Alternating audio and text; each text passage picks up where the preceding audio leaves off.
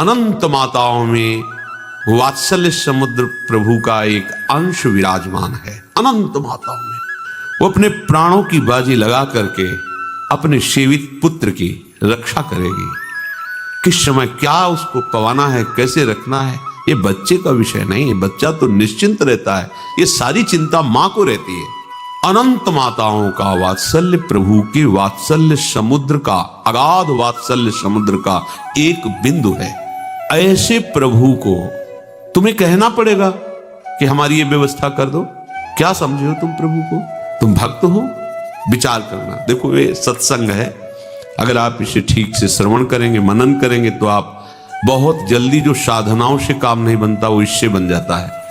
इसलिए सत्संग के बराबर कोई नहीं साधन रखा गया है। हम प्रभु के हैं, इसकी पहचान यही है कि प्रभु की जगह केवल प्रभु होने चाहिए। प्रभु की जगह कोई वस्तु प्रभु बनकर, कोई व्यक्ति प्रभु बनकर, कोई व्यवस्था, कोई घटना, कोई परिस्थिति प्रभु हमारा न बन पावे। क्या इतना सुरक्षित है आपका प्रभु का स्थान आपके हृदय में? यदि प्रभु को प्रभु की जगह तुमने विराजमान कर दिया तो प्रभु को कुछ करना नहीं पड़ता।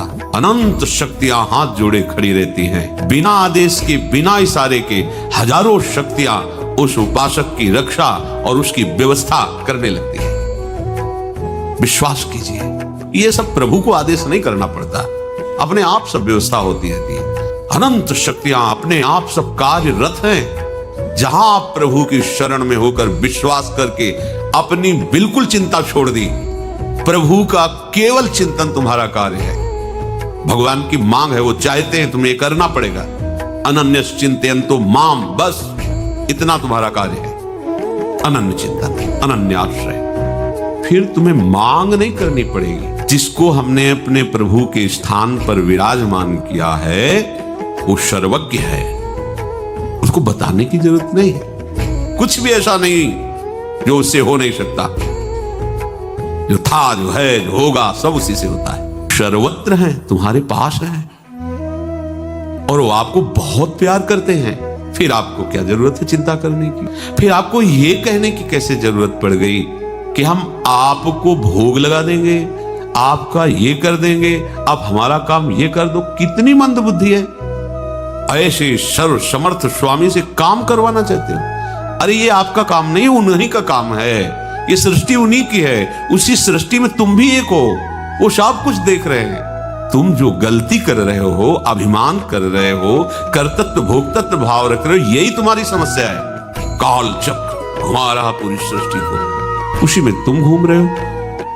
अब तुम घूमना बंद करो, पिस जाओगे इस घूमने में। बैठ जा आश्रय लेकर प्रभु का। जो प्रभु आज्ञा कर रहे हैं वैसी चेष्टा उन्हीं के बल से करो। कोई भी चाह प्रभु से मत करो। वो सब जान रहे, बिना मांगे अन मांगे आगे आवेगो, जीव पल लागे पल को। श्री स्वामी हरिदास जी महाराज कह रहे, तुम्हें तो केवल हरि भज छाणी न मान नरतन को, मति बंछय रे तिल तिल धन को, अन मांगे आगे आवेगो, जीव पल लागे पल को। प्रतिपल तुम्हें केवल भजन करना है। भजन करने वाले के जीवन में प्रभु की कृपा कवच बनकर के उपस्थित हो जाती है।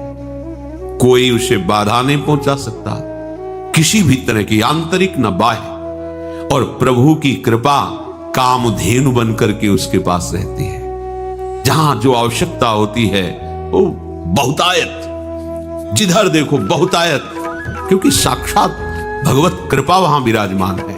आप ऐसा न कहें कि ये तो किसी महापुरुष के पास होती होगी, नहीं। भगवान के वचन की सत्यता है और वो कह रहे सब पर मोरी बराबर दाया। मैं सबको प्यार करता हूं, बराबर प्यार करता हूं। तो मेरे को समझ में क्यों नहीं आ रहा? क्योंकि दया का उल्टा करो तो याद। तुम प्रभु को अपनी याद में नहीं बसाए, संसार को बसाए हो, इसलिए उनकी दया को तुम नहीं समझ पा रहे। तुम याद में हो तो उनकी दया का प्रतिपल तुम्हें अनुभव होगा।